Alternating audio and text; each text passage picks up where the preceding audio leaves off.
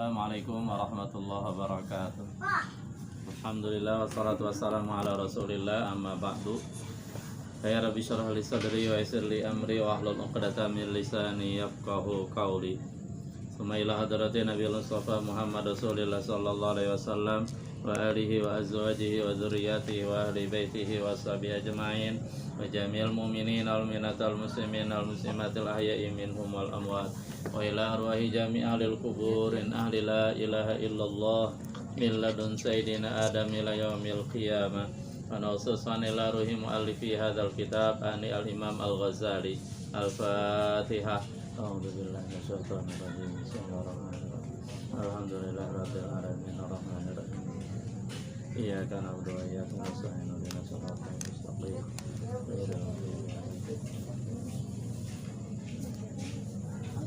Para santri sekalian dan juga pemirsa dimanapun berada, alhamdulillah pada pertemuan kedua kita kali ini kita akan bahas masalah bayan junudil qalbi, penjelasan tentang tentara-tentara hati.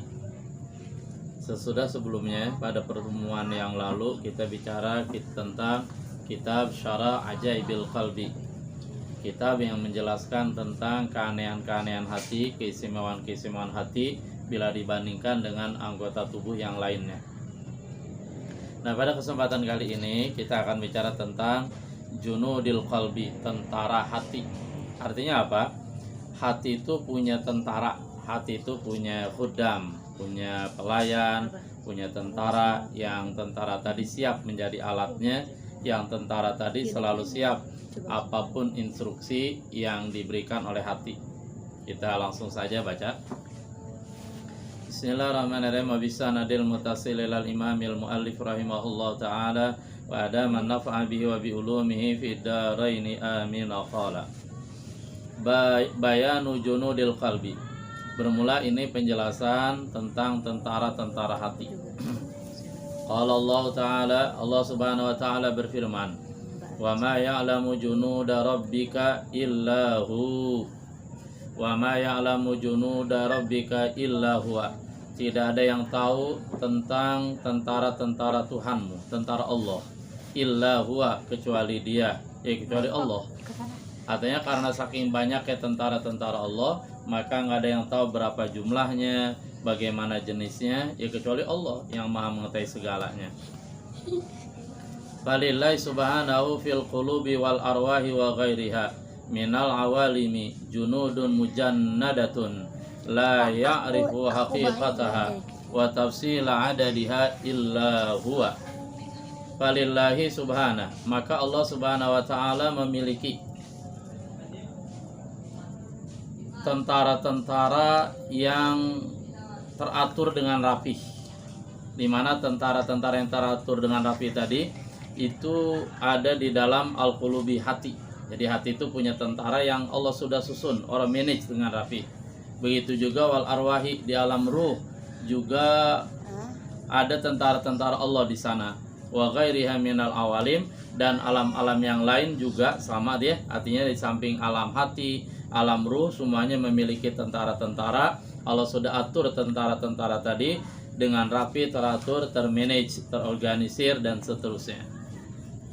La ya'rifu haqiqataha, di mana tidak ada yang mengetahui tentang hakikat tentara-tentara tadi, wa tafsila adadiha, bahkan perincian tentang bilangannya berapa itu bala tentara tadi, illa huwa, kecuali dia, Allah subhanahu wa ta'ala. Karena memang Allah subhanahu wa ta'ala yang maha tahu segalanya. Wa nahnul ana nushiru ila ba'di junudil qalbi fa huwa alladhi yata'allaqu bi gharadina. Wa nahnul an, dan kita sekarang, kami sekarang, kata Imam Ghazali itu, nusyiru, kami akan mengisyaratkan, ila ba'di junudil qalbi, kepada sebagian tentara hati. Artinya dalam kitab ini Imam Ghazali akan menjelaskan tentang tentara-tentara hati. Wa huwa alladhi yata'allaqu bi gharadina, karena memang tujuan kami, kata Imam Ghazali, yaitu bicara tentang tentara-tentara hati. Ayo kita lihat tentara hati itu ada berapa dan apa aja, serta bagaimana manajemennya, gimana koordinatornya, cara mengkoordinirnya, siapa koordinatornya, dan seterusnya. walahu jundani, jundun yura bil absari wa jundun la yura illa bil basairi. Walahu, dan hati itu memiliki jundani, dua tentara. Jadi hati kita, hati setiap manusia punya berapa tentara? Dua ya. Jundun yura bil absari, pertama tentara yang bisa dilihat dengan mata kepala, artinya mata kita bisa melihat tentara tadi. Wa jundun la yura illa bil basair, yang kedua bala tentara hati adalah bala tentara yang gak bisa dilihat kecuali dengan mata hati, dengan mata batin, dengan mata hati. Jadi hanya mata batin yang bisa melihat tentara-tentara tadi. Wa huwa fi hukmil maliki wal junudu fi hukmil khuddami wal a'wani. Wa huwa, dan dia hati, fi hukmil maliki, dia posisinya seperti seorang raja, presiden, khalifah gitu. Wal junudu, sementara tentara-tentara hati yang kita akan sebutkan nanti tuh, fi hukmil khuddami wal a'wan, itu hukumnya, artinya posisinya itu sama dengan al-khuddam, para pelayan, dan al-a'wan, para pembantu hati tadi. Sehingga bala tentara hati adalah para pelayan hati yang selalu siap setia menerima instruksi kapanpun diberikan oleh hati, dan juga para penolong hati yang siap melaksanakan komando dari hati. Itulah yang disebut bala tentara hati. Jadi dengan demikian saya ulang, yang dimaksudkan dengan tentara hati adalah yaitu seluruh anggota-anggota yang mereka merupakan pelayan hati yang siap melakukan instruksi hati, apapun kapanpun instruksi datang, maka bala tentara tadi siap, karena memang dia alat hati gitu. Wala'wani, dan juga merupakan al-a'wan, para pembantu yang sangat setia. Wahada maknal jundi, maka inilah yaitu dimana bala tentara adalah merupakan para pelayan dan para penolong gitu. Manal jundi, itulah arti hakikat dari tentara. Kita lanjut. Fa amma junduhul musyahadu bil aini wal yadu wal rijlu wal ainu wal udhunu wal lisanu wasairul a'dha'i dhahirati wal batinati fa inna jami'aha khadimatun lil qalbi wa musakharatun lahu fa huwal mutasarrifu fiha wal muraddidu laha. Fa amma junduhul musyahadu, adapun bala tentara hati yang bisa dilihat, yang bisa kita saksikan, bil aini, dengan mata, yang bisa kita lihat dengan mata. Apa tuh bala tentara hati? Bahwa yadu, maka itu tangan. Nah, dengan demikian maka kita udah tahu tuh tentara hati yang pertama adalah tangan. Jadi tangan tuh tentara hati dia. Warrijulu, kaki juga, dia merupakan tentara hati. Wal ainu, mata, jadi mata kita juga merupakan tentara hati. Wal udhun, nah ini telinga dia, kuping, jeli. Wal lisanu, dan lidah, dia tentara hati juga gitu. Wasairul a'dha'i zahira, dan seluruh anggota-anggota zahir yang terlihat. Wal batinati, dan juga seluruh anggota-anggota batin yang tidak terlihat. Apa maksud tidak terlihat? Nanti kita bahas, kita jelaskan. Fa inna jami'aha, karena sesungguhnya semuanya tadi tuh, ya tangan, ya kaki, ya mata, ya mana telinga, ini telinga, dan anggota-anggota nazar dan batin lainnya, khadimatun lil qalbi, merupakan pelayan hati. Pokoknya siaplah apa kata hati, karena hati di sini posisi sebagai raja yang malikun muto, seorang raja yang selalu ditaati. Wa musakharatun lahu, tentara-tentara juga ditundukkan lahu bagi hati. Pokoknya dia tunduk pada hati. Bahwal mutasarrifu fiha, maka hati sebagai raja dialah yang mengelola anggota-anggota tadi, bala tentara tadi.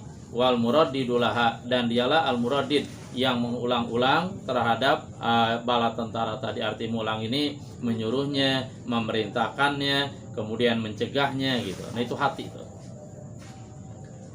Wa qad khuliqat majbulatan ala ta'atih la tastati'u lahu khilafan wala alaihi tamarruda wala alaihi tamarrudan. Wa qad khuliqat majbulatan. Nah, bala tentara tadi itu tangan, kaki, mata, dan yang lainnya mereka semua diciptakan majbulatan ala taati. Majbulatan secara alami ala taatihi untuk taat pada hati. Artinya bala tentara hati tadi, dia memang secara sunnatullah diciptakan untuk selalu taat apa kata hati. Kata hati merah, ya dia merah. Kata hati hitam, dia hitam. Kata hati ente bergerak ke depan, bergerak ke depan. Kata hati bergerak ke belakang, bergerak ke belakang. Kalau bergerak ke belakang kira-kira kemana tuh? Kalau orang zaman dulu sih bergerak ke belakang artinya ke WC. Ya, BAB, istilah buang air dibuang-buang, buang air besar. La tastatiu lau khilafan, di mana bala tentara ini tidak mampu menentang instruksi hati. Pokoknya instruksi hati pasti dilakukan. Wala alai tamarrudan, dan bala tentara ini juga tidak mampu tamarrud, membangkang terhadap hati. Pokoknya selalu taat dah sama hati itu. Makanya Islam mengajarkan nilai seseorang itu intinya hatinya. Kalau hatinya baik, maka seluruh anggota tubuhnya baik. Kalau hatinya jahat, jelek, rusak, maka seluruh anggota tubuhnya rusak. Kenapa begitu? Ya karena tadi hubungannya, korelasinya adalah, kembali kita ulang, hati itu ibarat raja yang selalu ditaati. Sementara bala tentara tadi, anggota-anggota tubuh merupakan bala tentara hati yang siap taat. Apapun kata hati, apapun instruksi dan komando dari hati, pasti mereka taat, pasti siap kerjakan. Kalau bahasa sekarang apa tuh? 86 apa 68? 86 ya. Dah kita lanjut dah. Faida amaral aina bil infatahat. Apabila hati memerintahkan mata nih bil infitah untuk melek, buka, infatahat, maka mata jadi terbuka. Kata hati, mata ente buka, ente harus melek, ente harus terbuka, ente harus belok, maka mata hati tadi tuh maka maksud saya mata langsung terbuka gitu. Begitu juga kalau hati bilang mata merem ente, tutup tuh kelopak mata, maka spontan kelopak mata akan tertutup gitu. Wa idza amara ar-rijla bil harakah taharrakat. Apabila hati memerintahkan kaki untuk bergerak, kaki bergerak tuh ke setu, main setu dan seterusnya, olahraga ya. Katakanlah untuk menurunkan timbangan, karena selama ini kalau lihat timbangan udah stres duluan. Nah, hati bergeraklah ke setu, jalan. Taharrakat, maka kaki tadi bergerak. Jadi pokoknya selalu sami'na wa ta'na, sam'an wa ta'atan, siap apa instruksi hati. Wa idza amara lisana bil kalami wa jazamal hukma bih takallama. Apabila hati tadi memerintahkan lidah, nih anggota tubuh yang enggak bertulang, bil kalam untuk ngomong, lidah ngomong ente, lisan bicara ente, wa jazamal hukma bihi, dan dia memastikan keputusan bihi dengan ucapan. Artinya hati tadi memastikan benar, memberikan instruksi secara total, secara tepat kepada lidah untuk bicara. Apa yang terjadi dengan lidah? Takallama, maka lidah tadi bicara. Kalau hati tadi bilang lidah stop, diam, ya, don't speak dan seterusnya, no speaking, udah lidah langsung diam. Wa kadza sairul a'dha'i, seperti ini juga seluruh anggota tubuh yang lain, ya mata, ya telinga, ya tangan, ya hidung, ya mulut, semuanya dah begitu. Nah, kita lanjutkan. Wa tasghirul a'dha'i wal hawasi lil qalbi yushbihu min wajhin tasghirul malaikati lillahi ta'ala. Wa tasghirul a'dha', tunduknya anggota tubuh, wal hawasi, dan indera yang ada di tubuh, lil qalbi, kepada hati. Jadi proses di mana anggota tubuh ini dan indera yang ada dalam tubuh kan selalu tunduk tuh kepada hati, selalu ikut instruksi hati. Nah itu kalau mau dianalogikan, kalau mau disamakan, yushbihu, ia menyerupai, min wajhin, dari satu sisi dia menyerupai apa? Taskhirul malaikati lillahi ta'ala, yaitu tunduknya malaikat pada Allah Subhanahu wa taala. Kenapa? Kita tahu dalam ajaran Islam melalui Al-Qur'an dan hadis bahwa para malaikat adalah hamba Allah yang selalu tunduk apapun kata Allah. Kata Allah, malaikat, ente ruku dari semenjak diciptakan sampai hari kiamat, udah ruku aja. Malaikat Israel, ente tugasnya nyabut nyawa, udah nyabut nyawa aja. Malaikat ente sujud, ya udah sujud aja. Malaikat ente ngurusin rezeki, ya ngurusin rezeki aja. Nggak pernah ngebelot, nggak pernah komplain, nggak pernah interupsi, dan nggak pernah menentang. Itulah malaikat. Nah, anggota tubuh kita begitu juga, dia selalu taat instruksi dan perintah hati. Oleh karena itu, dari penjelasan ini kita pahami bahwa benar-benar hati itu suatu hal yang penting. Lanjut. Fa innahu majbuluna 'ala ta'ati. Karena sesungguhnya mereka, para malaikat itu, mereka diciptakan untuk selalu taat. Jadi secara alami mereka langsung taat. Nggak ada keinginan untuk membangkang. Beda sama kita manusia, karena dalam diri kita ada hawa nafsu dan seterusnya, sehingga bisa jadi kita seringkali membangkang. La yastati'una lau khilafan. Mereka, para malaikat, tidak mampu menolak perintah Allah sedetik pun, sedikit pun. Karena sunnatullahnya dan karena alamiahnya mereka, dan memang mereka memang diciptakan untuk selalu taat. Bala yasunallaha ma amarahum. Bahkan para malaikat tidak pernah membangkang dan maksiat kepada Allah, ma amarahum, apa-apa yang Allah perintahkan mereka. Artinya perintah Allah tidak pernah tidak ditaati oleh mereka, selalu taat. Wa yaf'aluna ma yu'marun, dan mereka, para malaikat itu selalu melakukan ma yu'marun, apa-apa yang mereka diperintahkan. Berarti lagi-lagi ketundukan anggota tubuh, tunduknya tentara-tentara hati kepada hati itu sama dengan tunduknya malaikat kepada Allah. Min wajhin, dari satu sisi gitu. Berarti ada sisi lain yang beda dong. Apa bedanya? Bedanya begini. Wa inna ma yaftariqani fi syai'in. Hanya saja keduanya berbeda pada sesuatu. Artinya ada sisi bedanya dalam hal ketundukan tadi. Apa itu? Wa huwa, dan dia syai' tadi itu. Sisi perbedaan tadi. Annal malaikata alaihimussalam alimatun bi ta'atiha wa imtithaliha. Bahwasanya malaikat alaihimussalam alimatun, mereka sadar dengan ketaatan mereka, wa imtithaliha, dan kepatuhan mereka. Artinya malaikat ketika mereka patuh melaksanakan perintah Allah dan instruksinya, mereka dalam keadaan sadar, mereka tahu bahwa mereka sedang menjalankan perintah Allah. Jadi ada kesadaran di sana gitu. Apa istilahnya? Sense apa-apa. Wal ajfanu tuti'ul qalba fil infitahi wal intibaqi ala sabili taskhir wala khabra laha min nafsiha. Sementara ajfan ini teh kelopak mata, tuti'ul qalba, dia mentaati hati, fil infitah, dalam terbuka. Kata hati, kelopak mata buka ente, buka ada tuh. Wal intibaq, dan intibaq rapat. Kata hati, kelopak mata merem ente, udah merem udah. Nah itu ala sabili taskhir, dengan jalan ditundukkan. Artinya samina wa ta'na, sam'an wa ta'atan. Cuman di sini ketika kelopak mata dia tunduk kepada perintah hati, la khabra laha min nafsiha, tidak ada pengetahuan laha bagi kelopak mata min nafsiha, dari dirinya. Artinya kelopak mata lagi nggak sadar bahwa dia sedang tunduk apa kata perintah hati. Pokoknya secara alami langsung tunduk gitu. Sementara dia tidak sadar pada saat dia mematuhi perintah hati tadi. Wa min ta'atiha al-qalba, dan berupa ketaatan dia, ketaatan kelopak mata al-qalba kepada hati. Jadi dia nggak sadar, pokoknya dia lakukan aja lah apa kata hati. Wa innama iftaqara al-qalbu ila hadhil junudu min haitsu iftiqaruhu ila al-markabi waz-zadi li safarihi alladhi li ajli khuliqa.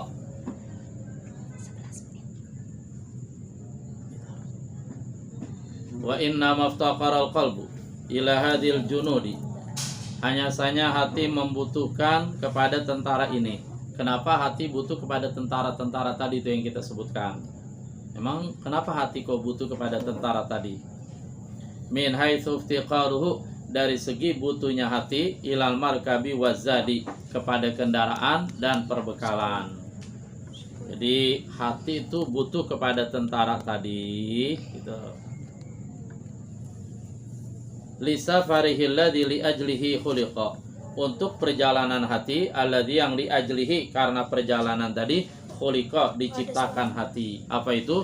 Wa huwa safaru ilallahi subhanahu wa ta'ala, yaitu perjalanan menuju kepada Allah subhanahu wa ta'ala, wa qat'ul manazili ila liqaihi, dan menempuh tahapan-tahapan untuk bisa sampai bertemu dengan Allah. Jadi begini maksudnya pemirsa, Imam Ghazali mengatakan bahwa hati itu diciptakan adalah agar dia melakukan perjalanan safari hati. Perjalanan apa? Ia berjalan menuju kepada Allah Subhanahu wa taala dan menapaki tahapan-tahapan, fase-fase yang harus ia lalui untuk bertemu kepada Allah. Nah, itu perjalanan hati itu. Nah, untuk menempuh perjalanan ini, hati itu butuh bala tentara gitu. Kenapa dia butuh kepada bala tentara? Karena bala tentara tadi dia akan jadikan kendaraan dan juga perbekalan. Ya, sebagaimana kita mengadakan perjalanan kemana nih? Katakanlah ke Bali. Maka otomatis kita butuh kendaraan, kita butuh zat, perbekalan dalam perjalanan kita. Begitu juga hati, dia dalam perjalanan menuju kepada Allah Subhanahu wa taala, dia butuh kepada kendaraan yang bisa mengantarkan dia untuk menuju Allah, dan dia juga butuh bekal. Iya kan, butuh bekal. Lalu apa tuh kendaraan hati yang dibutuhkan dalam berjalan kepada Allah dan apa bekalnya? Secara umum dikatakan, nanti dikit lagi ya. Bali ajli khuliqatil qulubu. Maka karena perjalanan tadi khuliqal qulubu, hati diciptakan. Hati sesungguhnya hati itu diciptakan untuk berjalan menuju ke Allah, menapaki tahapan-tahapan biar bertemu dengan Allah. Apa dalilnya? Kok hati diciptakan untuk berjalan menuju kepada Allah, untuk beribadah kepada Allah? Kenapa nggak dibebasin aja hati itu? Terserah hati mau kemana kayak gitu dan seterusnya. Ada ayat Al-Qur'annya. Kalau Allah Ta'ala berfirman, Allah Ta'ala, wa ma khalaqtul jinna wal insa illa liya'budun, dan tidaklah aku ciptakan jin dan manusia kecuali agar mereka menyembah aku, kata Allah. Itulah inti tujuan hati diciptakan, inti manusia diciptakan, yaitu untuk menuju ke Allah, beribadah kepada Allah, perjalanan safari batin ke Allah, dan berjalan sehingga sampai kepada Allah dan bertemu dengan Allah. Kita lanjut lagi. Wa inna ma markabuhu al-badanu. Nah, sekarang yang menjadi kendaraan hati apa? Al-badanu, badan, jasmani. Nah, ini kendaraan hati itu. Sehingga nanti kendaraan hati yaitu badan yang diibaratkan seperti kendaraan tadi yang akan dipakai dalam perjalanan menuju ke Allah. Badan ini perlu dipelihara, perlu dirawat, perlu diservis biar kendaraan enggak mogok dan seterusnya, biar lancar terus. Wazaduhu, dan perbekalannya, perbekalan hati apa? Al ilmu. Nah, bekalnya ilmu. Wa innamal asbabul lati tusilu ila zadi wa tamakkunihi minat tazawudi minhu huwal amalu sholihu. Hanya saja sesungguhnya al asbabu, sarana-sarana, allati tusiluhu, yang menyampaikan hati, ila zadi, kepada perbekalan tadi, wa tamakkunihi, dan mantapnya hati, minat tazawudi min, untuk membekalkan diri, minhu, dengan perbekalan tadi, huwal amalu sholih, yaitu amal soleh. Jadi kesimpulannya, zat bekal yang harus dibawa oleh hati dalam perjalanan tadi, ilmu dan amal.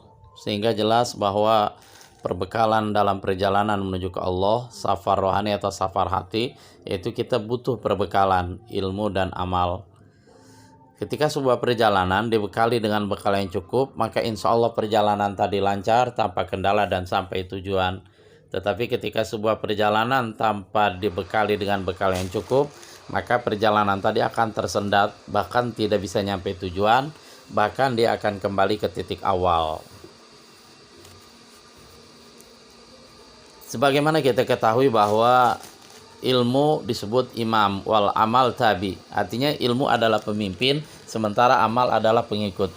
Oleh karena itu Islam mengajarkan bahwa agar amal kita menjadi sah, amal kita diterima, kita perlu ilmu, kita perlu pengetahuan tentang amal tadi. Lalu kemudian ilmu tersebut kita praktekkan dalam amal. Kenapa? Karena ilmu yang dipraktekkan, dia diibaratkan seperti syajar bithamar, pohon yang ada buahnya. Sebaliknya ketika ilmu tidak diamalkan, itu diibaratkan seperti asyajar bila tamar, pohon tanpa ada buahnya. Itulah hubungan antara ilmu dan amal. Sehingga sekali lagi saya bilang bahwa ilmu adalah penentu sahnya sebuah amal. Dengan adanya ilmu maka amal menjadi sah. Tanpa adanya ilmu kita dalam beramal akan sembarangan, sembrono, sehingga amal kita tidak sah.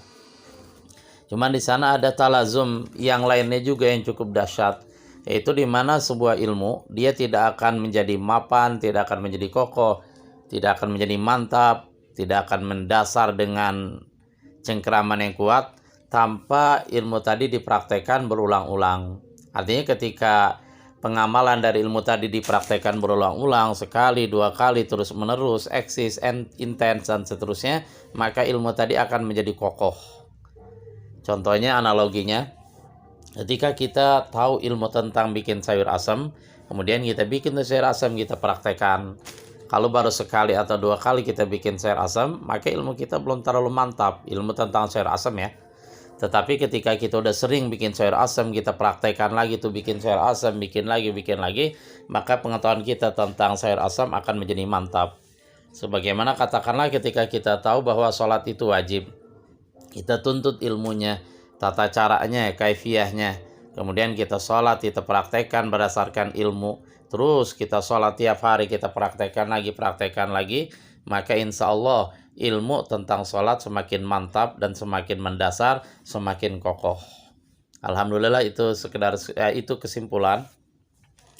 Mudah-mudahan Allah Subhanahu wa taala menjadikan majelis ta'lim kita ini sebagai salah satu taman di antara taman surga Allah Subhanahu wa taala.